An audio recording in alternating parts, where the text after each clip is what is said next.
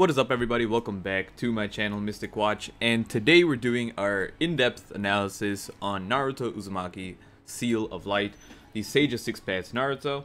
So I was contemplating doing two videos today, doing the Naruto analysis and then doing the Sasuke analysis, but the Sasuke analysis is gonna have to hold off because I do have to go to work today.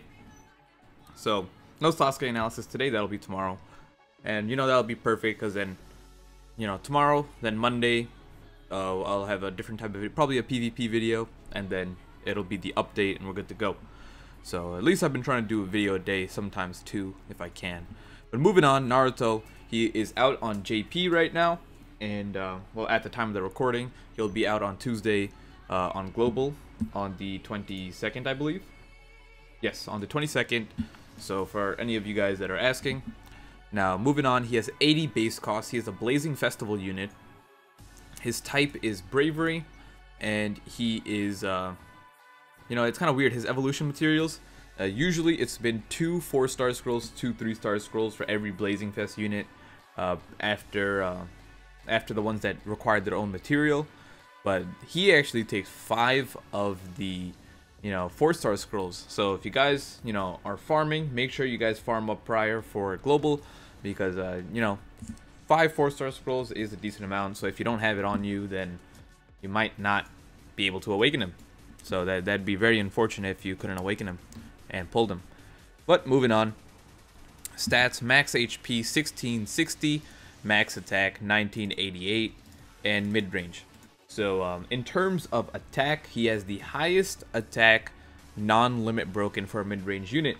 There are plenty of limit breakable units that can go higher than this with mid-range, but I'm talking about simply the units that cannot limit break or prior to their limit break. So other than that, he has 1660 HP, which is pretty good, and ever since the release of PvP, HP has actually been an important stat, so keep that in mind. I've always mentioned that HP has never been as worth as attack, but for those of you guys who are interested in PvP, HP is actually quite important. And I do not have his Ninja World Clash stats on me.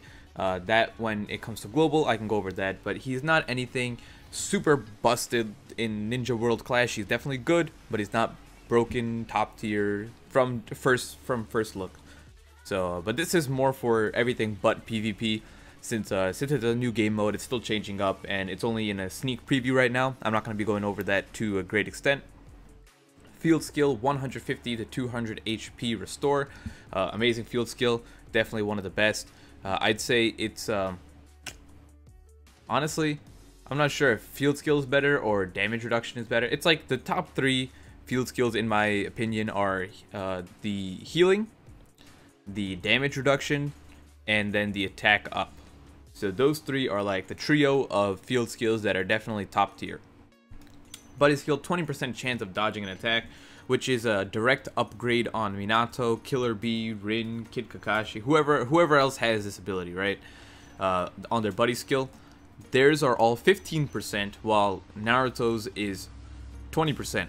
So he has a direct upgrade on the buddy skill that has been out before. Moving on to his normal jutsu.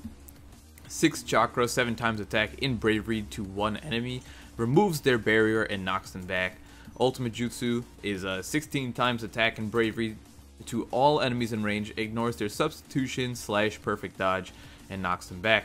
Now, very important thing to note is this number right here, 15 Jutsu hit count. If you guys are not familiar with it, there is a mechanic in this game called an ultra combo. So when you hit a 15 hit combo, you will generate a chakra for the front 3 units on your team. The back units do not get it. So if you generate a chakra, and it goes to everyone, including Naruto himself. So what he does is, no matter what, as long as this move hits, he will be generating a chakra. So if he uses this for 6 chakra, he'll get 1 back no matter what. And then on top of that, he'll give the other 2 units that are up front with him a chakra as well. So that is definitely a strong point in this character.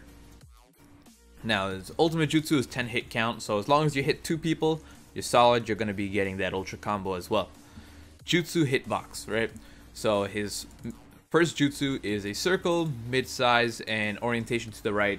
The normal jutsu isn't like, when it comes to single target, Usually the hitbox of the jutsu isn't that important.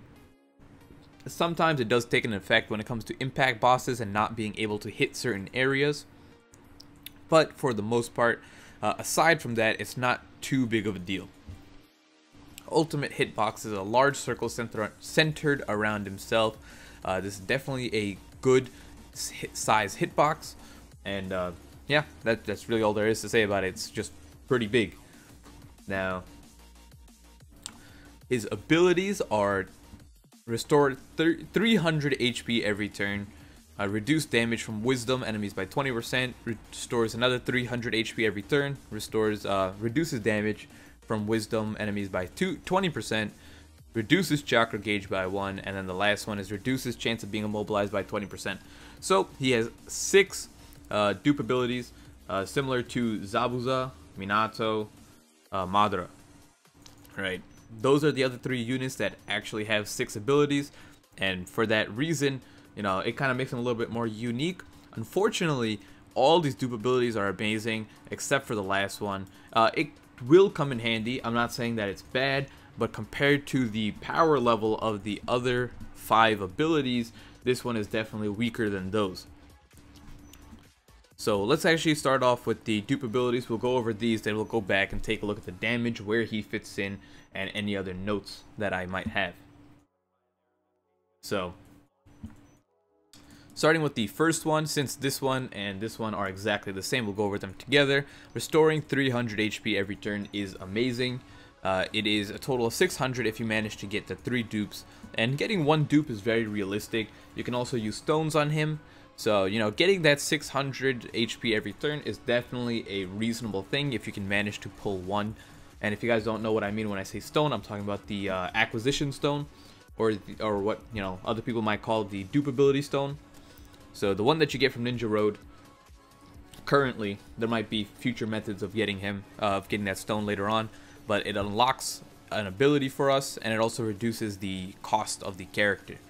And with that being said, also the fact that he is starting at 80, usually each ability reduces your character cost by 10%. So each ability would reduce this by 8, and since he goes to 6 abilities, his final cost is actually 32 rather than 40. So if you guys remember, Madara does the same thing. He goes down to 32 and not 40 because he has 6 abilities. If these guys could actually go down below 28 or 228, they'd actually be like the most busted things in creation. And when I mean them, I mean him and Sasuke. So, that's another thing I want to note. I'm not going to be comparing him to Sasuke in this video. If you guys want to check out them going at it head to head, I do have a video on that separately on who should you pull.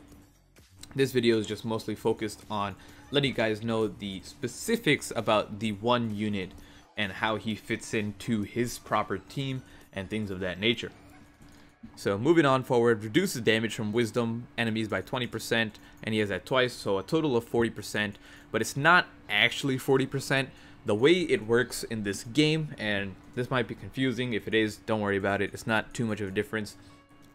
The way it works is when damage is taken, it doesn't just add up like, okay, the game doesn't check to see if you have, you know, 2 abilities for 40% reduction. What it does is, let's say you got hit by 100 damage, right, from a wisdom unit, and what would end up happening is it wouldn't reduce it down to 60 damage.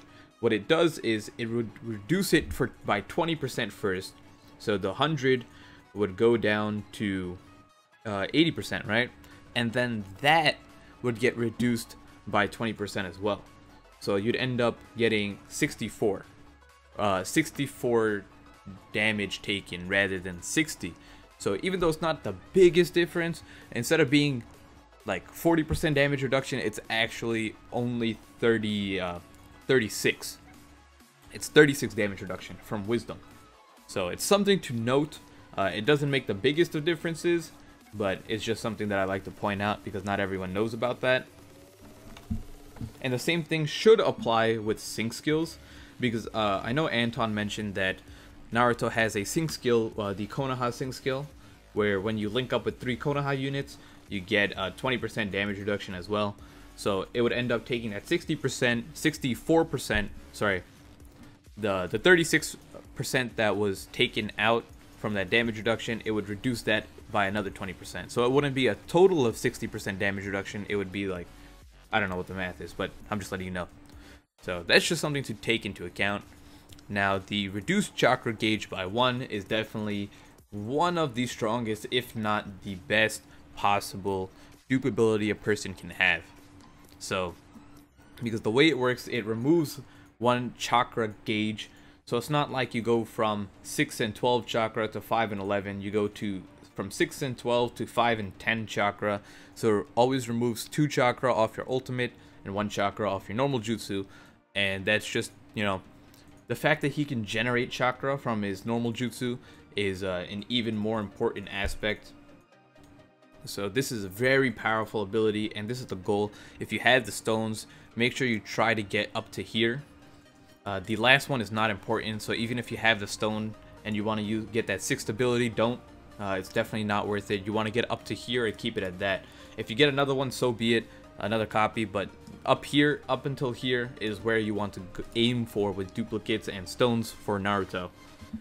Now, other than that, let's see. Yes, I was going to talk about now, where does he fit into his team, right?